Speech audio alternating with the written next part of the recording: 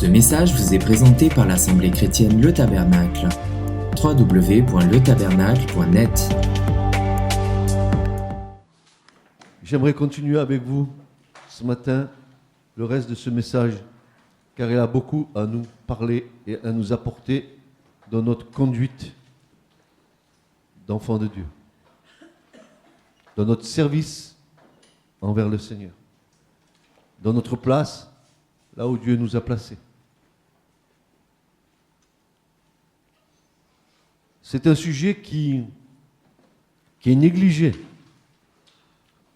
Pourtant, l'interpellation du Christ était puissante quand il disait « Soyez saints comme mon Père est saint. Et soyez parfaits comme mon Père céleste est parfait. » La marche chrétienne n'est pas une vague marche dans laquelle on prononce à tort et à travers le nom de Jésus. De vaines disputes de philosophie ou de doctrine dans laquelle nous nous empiétons et nous nous enfermons les uns les autres. Ce n'est pas ça le Seigneur. Je crains fort que nous soyons surpris le jour où nous aurons, et j'espère cette grâce, de le rencontrer et de voir enfin les vraies valeurs du royaume. Pourtant, le Seigneur ne nous a pas laissés dans les ténèbres. Il nous a instruits, il nous a donné des composantes dans notre marche. On a cru qu'on pouvait marcher avec Dieu, avec nos propres pensées, et le servir comme on le pensait. On a cru s'approprier l'évangile du Seigneur et en faire un évangile à notre mesure. Quelle erreur! Funeste erreur. C'est un autre évangile, ça n'a rien à voir avec le vrai évangile. J'ai dit ça ce matin parce que je suis parfois triste, et souvent triste, dans le fait que je vois et je m'aperçois que beaucoup, soi-disant, de chrétiens ou d'enfants de Dieu, marchent d'une manière qui est à contre-courant de l'Évangile. La sainteté de ceux et de celles que le Seigneur a rachetés fait l'objet pour nous de nombreuses exhortations dans l'Écriture. C'est une vertu essentielle, la sainteté.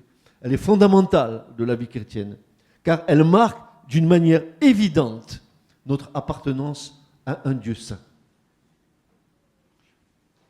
C'est notre marque. Nous appartenons à un Dieu saint. Nous appartenons à un Dieu saint.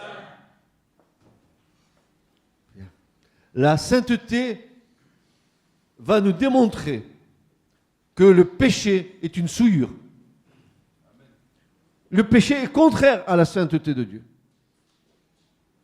C'est une tâche pour laquelle Christ a payé le prix fort. Ne prétendons pas suivre le Seigneur alors que nous flirtons avec le péché. Vous savez que nous sommes de bons équilibristes. Un peu de ceci, un peu de cela, mais pas trop de ci, mais pas trop de ça. Je m'arrange un petit peu avec l'Évangile. Mais nos frères dans la foi, les Paul, les Pierre, les Jean, les Jacques, ces colonnes de l'Église, nous ont tous rappelé quelle devait être notre conduite. C'est aussi peut-être l'élément, la sainteté, le moins attrayant pour ceux qui croient. Car elle demande un effort constant et une véritable séparation du péché. C'est un combat. La sainteté, c'est un combat. Un effort constant, une véritable séparation du péché qui sont tellement attachés à notre nature humaine Cependant, la sainteté est la marque distinctive de ceux qui appartiennent au Seigneur. Si on ne fait pas la différence entre toi et un gars du monde, c'est que tu as un problème.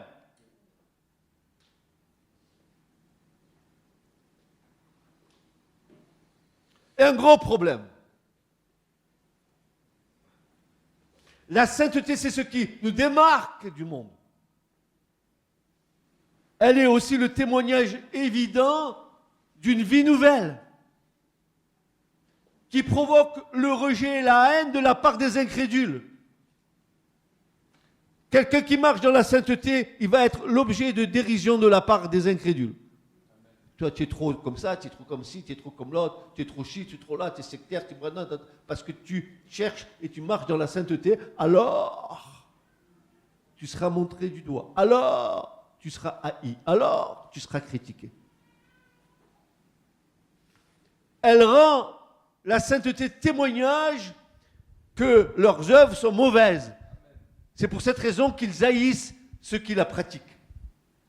Jésus a dit à ses disciples que le monde le haïssait parce qu'il rendait par sa conduite le témoignage que les œuvres des hommes sont mauvaises. Jean 7,7. Car ses frères ne croyaient pas en lui non plus. Jésus donc leur dit, mon temps n'est pas encore venu, mais votre temps est toujours prêt. Le monde ne peut pas vous haïr, mais il me haït parce que moi, je rends témoignage à lui que ses œuvres sont mauvaises. Et chaque fois que tu rendras témoignage au monde que ses œuvres sont mauvaises, à cause de ta marche dans la sainteté, tu seras haï, tu seras rejeté, tu seras critiqué, et tu seras mis au banc des accusés. Et tu seras, en fait, ta sainteté va te rendre le plus minable parmi ceux du monde. Il ajoute, le Seigneur, il en sera de même pour ceux qui le suivent. Qui suit Jésus ce matin? Qui suit le Christ? Ah bon? Ben parce que Jésus va dire, je leur ai donné ta parole. Et le monde les a haïs. Parce qu'ils ne sont pas du monde, comme moi, je ne suis pas du monde. Tu vois, le vrai problème, c'est que le chrétien, il veut se mettre dans un moule, et quand il est dans le monde, il dit qu'il est chrétien, mais il parle comme le monde, il agit comme le monde. Où y a-t-il la différence entre les ténèbres et la lumière? Où y a-t-il la différence entre Christ et Bélial? Où y a-t-il la différence entre l'incrédule et le crédule? Dis-moi où? Alors, nous comprenons pourquoi il est si difficile à vivre pour ceux et celles qui sont appelés de Dieu. Car en plus de surmonter la tendance naturelle de nos cœurs à pratiquer le péché, nous devons encore affronter l'opposition et la haine de ceux parmi lesquels nous vivons, que notre conduite condamne et exaspère.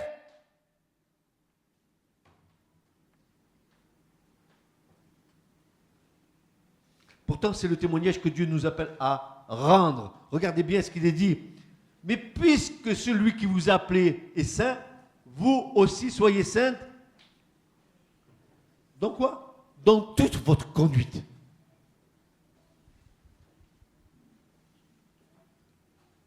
Ça, c'est Pierre qui nous dit ça dans 1 Pierre 1, 15. Mais puisque celui qui vous a appelé est saint, vous aussi soyez saints dans toute votre conduite. C'est là ce qui fait la vraie différence.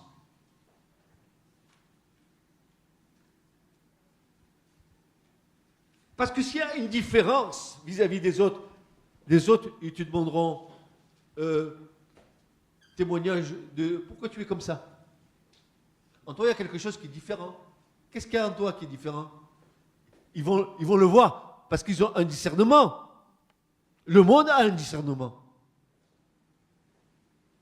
Et le monde, il peut voir la différence. Si tu marches dans une conduite de sainteté avec Dieu, ils vont le voir.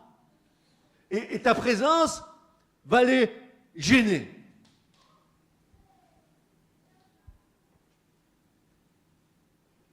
Vous avez jamais vécu de telles situations? Bien sûr que oui. Bien sûr que oui. C'est là ce qui fait la vraie différence. Les non-croyants, ils peuvent pratiquer de bonnes œuvres. Nous avons des exemples évidents avec des personnes athées ou encore avec de nombreuses associations caritatives fondées et animées par des incrédules notoires, mais il leur est impossible d'être saints. C'est ce qui fait la différence.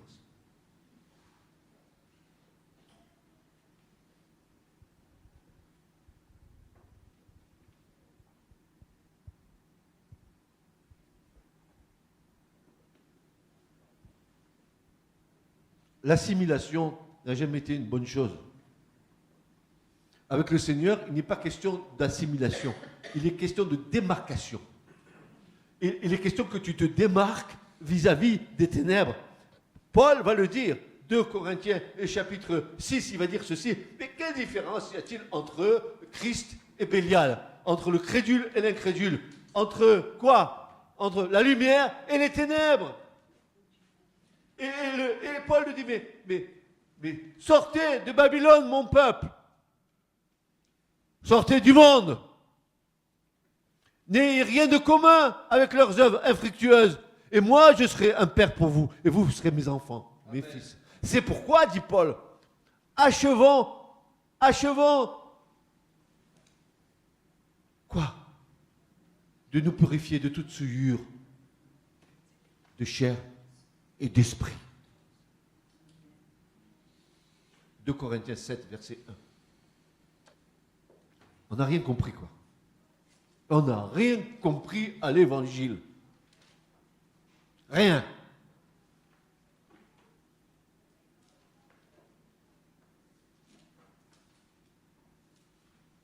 Paul dit, je crains que de la même manière que le serpent a séduit Ève, vous aussi, vous soyez séduits, car si quelqu'un vient vous annoncer un autre évangile que celui que je vous ai annoncé, vous l'écouteriez volontiers.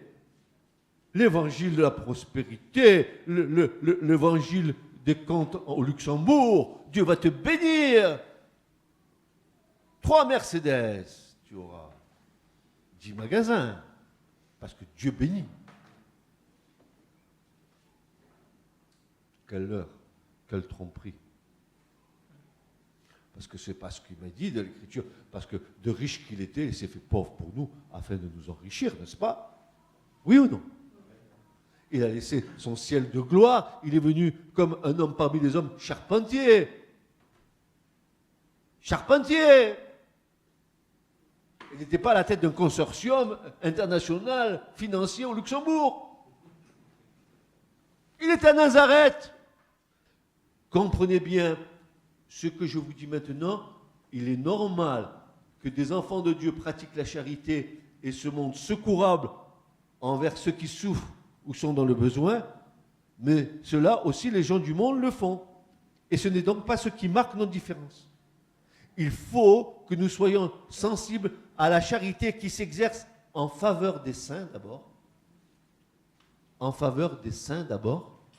Priorité, le royaume, n'est-ce pas? Comme le fruit de l'amour fraternel, et à l'égard de ceux qui nous entourent, comme la compassion de Dieu qui inspire notre cœur. C'est un comportement qui va de soi si nous sommes enfants de Dieu. Mais ce qui fait la différence avec les inconvertis, c'est la sainteté de notre conduite et la pureté de notre vie. Qui peut dire qu'il a une vie pure? Qui peut dire qu'il a une conduite sainte? Qui peut me dire ce matin si vous êtes dans cette voie-là? Seul vous pouvez répondre, vous. Je ne peux pas répondre à votre place. Mais en tout cas, l'Esprit de Dieu qui est saint nous amène à être saints.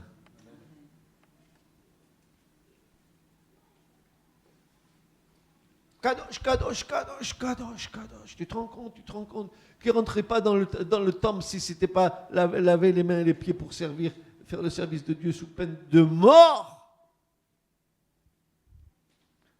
Regardez comme Jésus est patient avec nous.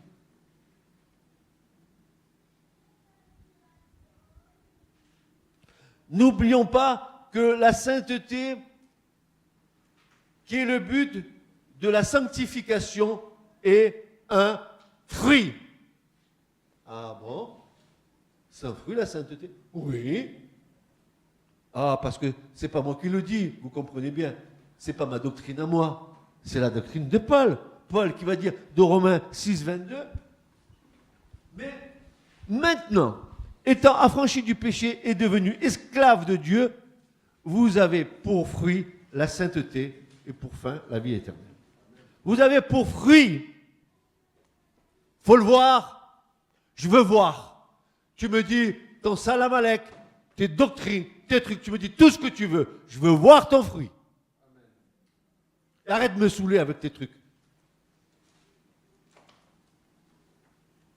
Arrête de me saouler avec tes trucs et tes machins et tes doctrines et tes trucs. Arrête. Montre-moi le fruit de ta vie. Montre-moi le fruit de ta sainteté. Montre-moi le fruit de ta marche. Après, peut-être que je t'écouterai. Il y en a trop qui se trompent. Ils se trompent. Ils se trompent. Ils se trompent. Ils se trompent. Totalement. Ils se trompent. Ils sont aveugles.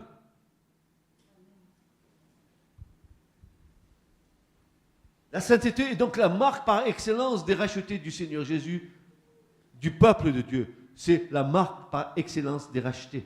Nous sommes appelés à être saints dans le monde, comme notre Père Céleste, à l'image de Jésus-Christ, notre Sauveur, et selon la nature de l'Esprit de Dieu qui habite en nous et nous inspire. Vous vous rappelez que nous avions vu cette prédication dans laquelle le Seigneur disait que nous étions le temple du Saint-Esprit, n'est-ce pas? Ben, si tu es le temple du Saint-Esprit, il faut que ta vie soit réglée, comme le tabernacle, le temple était réglé. Amen. Il faut que tout soit en ordre dans ta vie. Amen. Sinon, tu parles pour rien dire. Arrête de parler, arrête de discuter, arrête ton blablabla chrétien. Arrête, je t'en prie, arrête. Ça ne sert à rien. Est-ce que ton temple est en ordre? Tout est en ordre en toi? Tout est à sa place pour que la présence de Dieu puisse venir en toi? Est-ce que ton cœur est propre?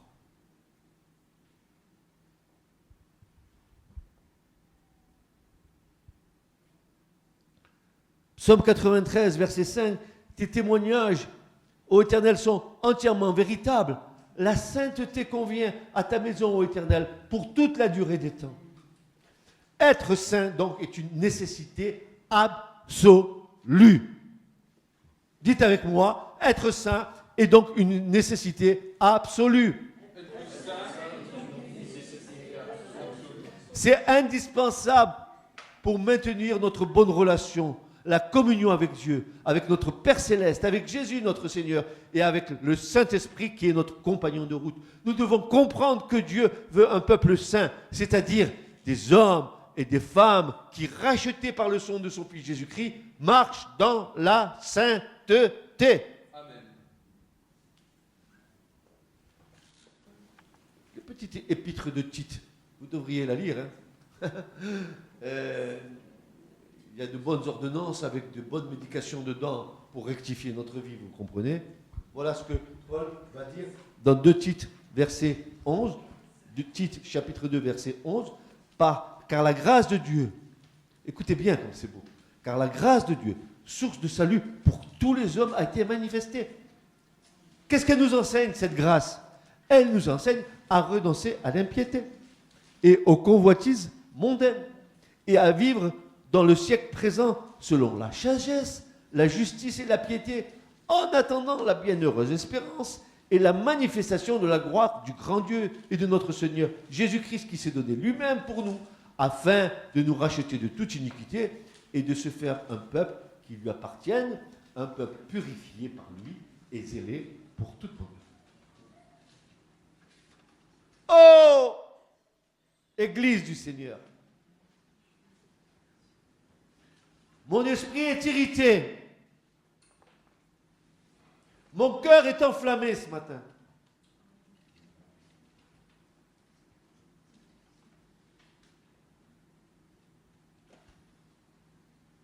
La sainteté Et le seul moyen de sanctifier la présence du Seigneur dans notre vie, selon qu'il est écrit, sanctifiez dans vos cœurs Christ le Seigneur.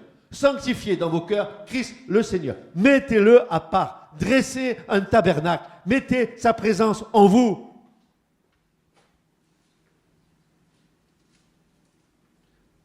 Laissez-le vous remplir.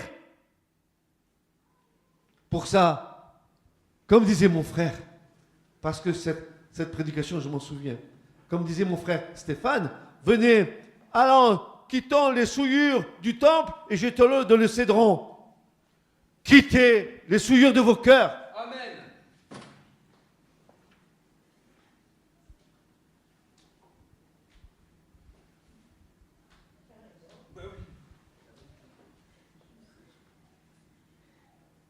Jusqu'à quand allons continuer à claudiquer des deux pieds? Hein? Jusqu'à quand, mes amis? La seule façon de vivre la vie d'enfant de Dieu, pour lui être agréable, c'est de marcher dans la sainteté, c'est-à-dire pratiquer la justice, se conserver pur. Dieu ne peut pas accepter d'être uni avec quelque chose de souillé. Amen. Ouais, j'ai Jésus dans ma vie, t'as Jésus. T'as Jésus. T'as Jésus.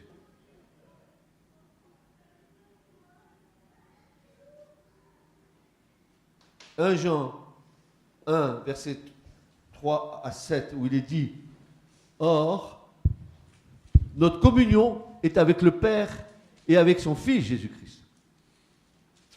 Et nous écrivons ces choses afin que notre joie soit parfaite. La nouvelle que nous avons apprise de lui, n'est-ce pas? Et que nous vous annonçons, Dieu est lumière. Et qu'il n'y a point en lui de ténèbres. Si nous disons que nous sommes en communion avec lui et que nous marchions dans les ténèbres, nous mentons et nous ne pratiquons pas la vérité. Mais si nous marchons dans la lumière, comme lui-même est lumière, nous sommes mutuellement en communion et le sang de Jésus, son Fils, nous purifie de tout péché. La seule façon de vivre la vie d'enfant de Dieu pour lui être agréable, c'est de marcher dans la sainteté, c'est-à-dire pratiquer la justice et se conserver pur. Tu te conserves pur. Pur. Tu ne laisses pas pénétrer en toi des choses qui vont te bouleverser à l'intérieur, qui vont amorcer tes pensées. Jacques, mais d'où viennent nos combats? Ne sont-ce pas ces combats qui sont dans les membres de notre chair?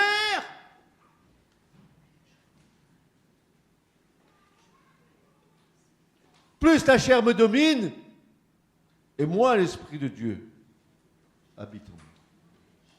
C'est pour ça que, frères et sœurs, que si nous étions vraiment comme le Seigneur le veut, avec cette présence pleine et entière du Saint-Esprit en nous, nous ferions les mêmes miracles que Jésus faisait. Or, il faut bien constater que c'est négatif. Pourquoi? Nous traînons nos savates avec des vaines discussions. Non, c'est pas comme ça, c'est comme ça. Non, les doctrines. Mais qu'est-ce que tu en as à faire des doctrines si ton cœur n'appartient pas au Seigneur? Pourquoi tu blablates du matin au soir alors que ton cœur n'est pas au Seigneur? Tu dis que tu es au Seigneur, mais en réalité, dans ta vie de tous les jours, telle que tu la manifestes, tu es à côté de la plaque.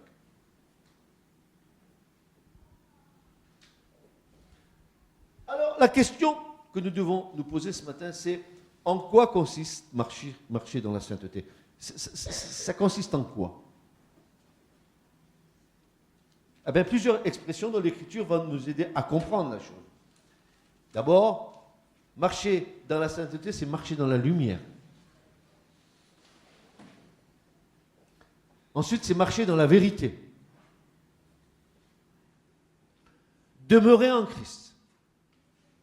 Sanctifier le Seigneur dans nos cœurs et vivre selon l'Esprit. Dis donc, Si tu dis que tu as l'Esprit Saint, je veux bien, moi. Mais l'Esprit Saint en toi, il va amener des fruits dans ta vie. Oui ou non? Le fruit de l'Esprit, c'est quoi? C'est l'amour, c'est la paix, c'est la joie, c'est la maîtrise de soi, c'est la tempérance, c'est la bénignité. Oh là là, tout ce qu'il y a comme fruit. Mais j'en vois aucun dans ma vie de cela. Qu'est-ce qui se passe?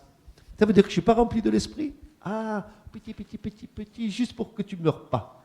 Il y a beaucoup de chrétiens qui sont en transfusion sanguine, en perfusion, et sur leur quitte la perfusion, ils meurent. Dieu les maintient comme ça. Hein.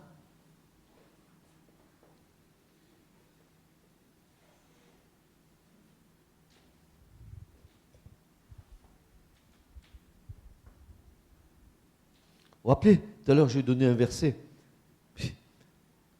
C'était 2 Corinthiens 7, verset 1, où il est dit « Ayant donc de telles promesses, bien-aimés, purifions-nous de toute souillure de la chair et d'esprit en achevant. » En achevant quoi? En achevant notre sanctification dans quoi?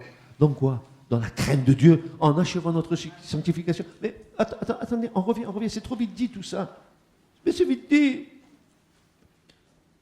Ayant donc de telles promesses, bien-aimés, purifions-nous de toute souillure de la chair et de l'esprit, en achevant notre sanctification dans la crainte de Dieu. D'ailleurs, les chrétiens sont capables de vous sortir les versets bibliques, ils les connaissent tous, mais seulement ils n'en vivent pratiquement aucun. La sanctification, sur laquelle il le verra le Seigneur, frère. Oui, d'accord, ok. Bien. Tu dis bien, c'est bien. Tu dis, mais tu vis. Non? Oui? Non? C'est la condition pour maintenir une réelle communion avec le Seigneur. C'est pourquoi sortez du milieu d'eux. C'est pas vrai, vous, dit le Seigneur. Ne touchez pas à ce qui est impur et je vous accueillerai. Ça tranche. Ça sépare. Tu ne peux pas te permettre de faire des compromis.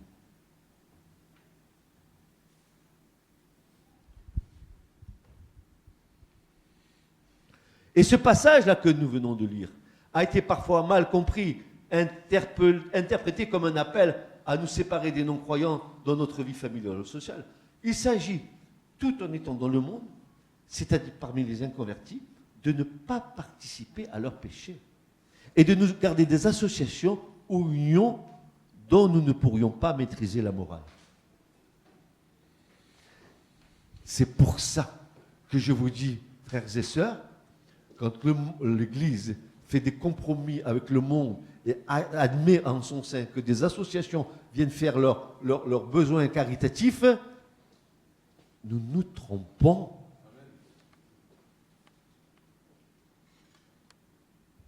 Nous nous trompons.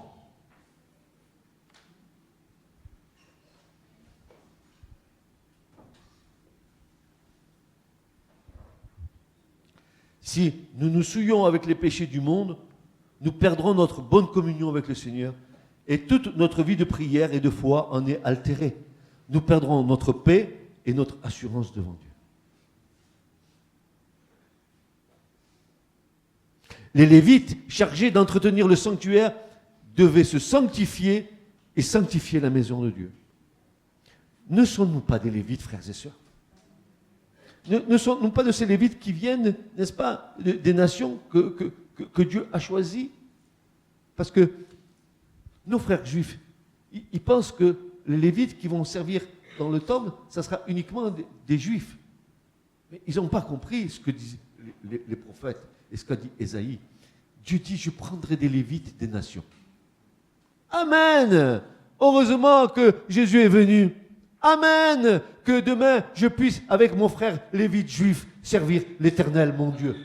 Amen! Que je puisse rentrer dans les règles de sainteté que mon frère juif va m'apprendre. Parce que moi, pauvre goy que je suis, j'ai besoin d'apprendre. J'ai besoin qu'on me montre comment il servait l'Éternel.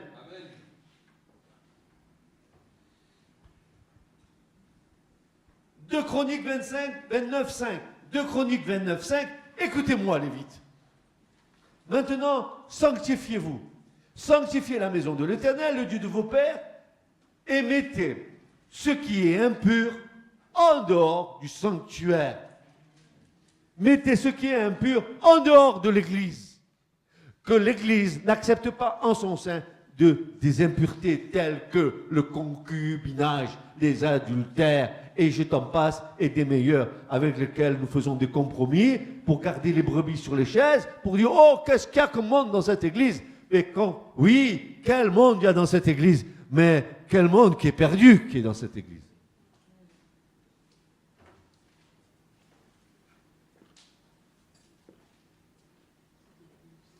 Ne sommes-nous pas appelés à sanctifier l'Église du Seigneur qui est son épouse?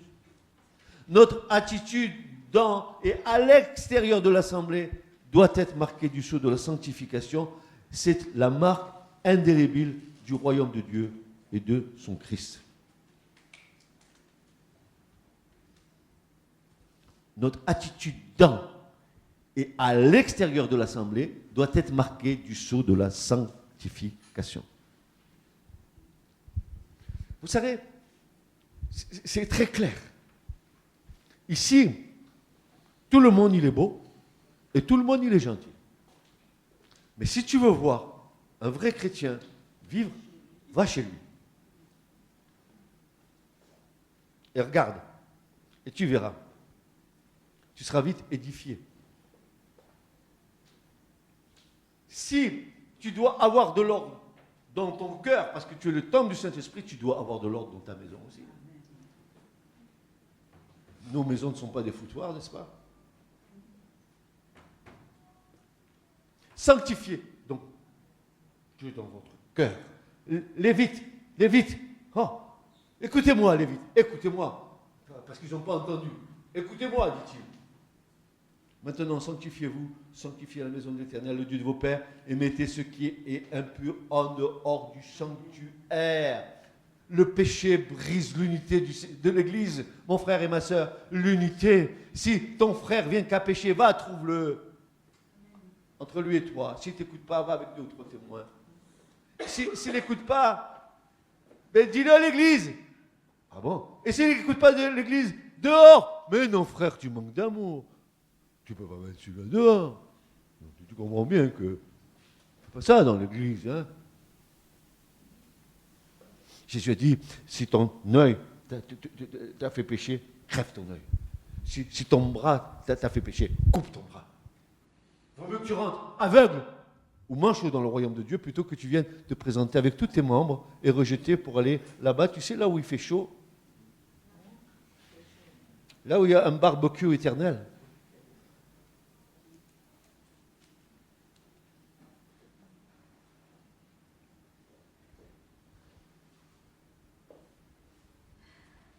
Nous sommes le temple du Saint-Esprit. Par lui, Dieu demeure en nous et nous sommes appelés à être un temple saint dans lequel l'ordre divin est installé. Vous avez été édifiés, vous et moi, sur le fondement des apôtres et des prophètes, Jésus-Christ lui-même étant la pierre angulaire, en lui tout l'édifice, bien coordonné, s'élève pour être un temple saint dans le Seigneur. En lui, vous avez été édifiés pour être une habitation de Dieu en esprit, n'est-ce pas? Éphésiens chapitre 2, versets 20 et 22.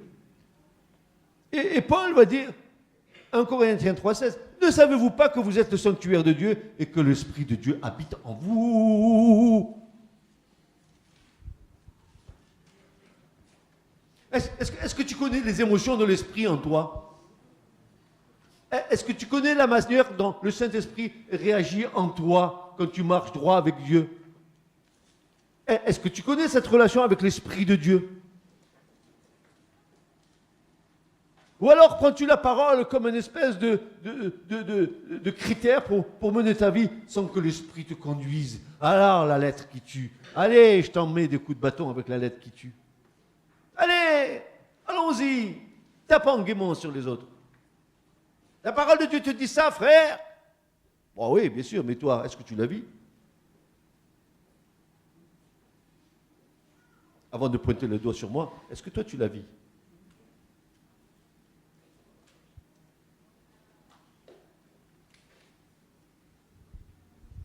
Il y a dans la Bible beaucoup d'autres passages qui nous exhortent à la sainteté. Il n'est pas difficile de les trouver. Et des fois, je me dis, mais où tu vas chercher ça, hein? Il y a dans la Bible beaucoup d'autres passages qui nous exhortent à la sainteté. Il n'est pas difficile de les trouver, il est plutôt difficile de les pratiquer. Ça, c'est de moi, ça.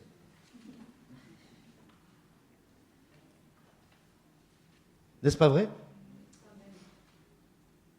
La sainteté, c'est la seule façon de vivre qui plaise à Dieu et qui le glorifie. Le manque de sainteté nous prive de la joie de la communion avec le Seigneur. Cela attriste le Saint-Esprit et empêche Dieu de nous exaucer et d'accomplir en notre faveur tout ce qu'il voudrait. C'est pour ça que Paul va dire, ah, cher Paul, l'avorton, punaise, avorton, moi je voudrais être un avorton comme lui, voyez-vous. Ce sacré Paul, qu'est-ce qu'il nous a laissé? Voilà ce qu'il va nous dire, Éphésiens 4,30. N'attristez pas le Saint-Esprit de Dieu. Et vous savez, quand il dit ça, Paul, ce qu'il dit, il dit, ne chagrinez pas, n'offensez pas, n'affligez pas le Saint-Esprit. Je répète, si vous n'avez pas entendu, ne chagrinez pas, n'offensez pas. Qui? Le Saint-Esprit. Ne l'affligez pas. Qui? Le Saint-Esprit de Dieu, par lequel vous avez été scellés pour le jour de la rédemption.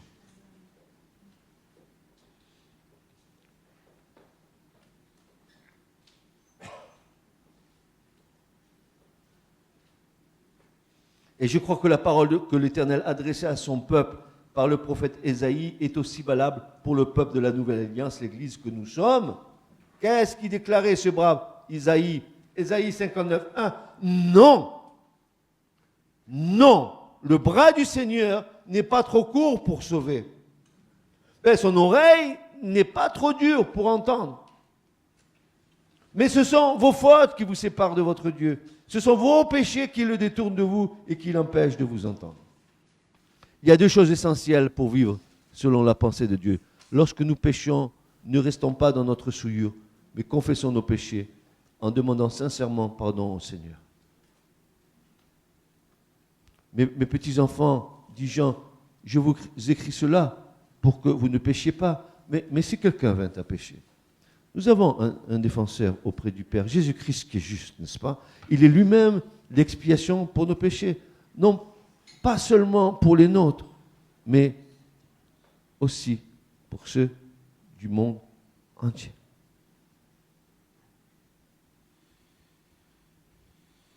Et je terminerai par là, dans ce passage d'Hébreux 12:12, où il est dit « Fortifiez donc vos mains languissantes et vos genoux affaiblis. Suivez avec vos pieds des voies droites, afin que ce qui est boiteux ne dévie pas, mais plutôt se raffermisse. Recherchez la paix avec tous et la sanctification ou la sainteté, sans laquelle personne ne verra le Seigneur. » Ce message vous a été présenté par l'Assemblée chrétienne Le Tabernacle. www.letabernacle.net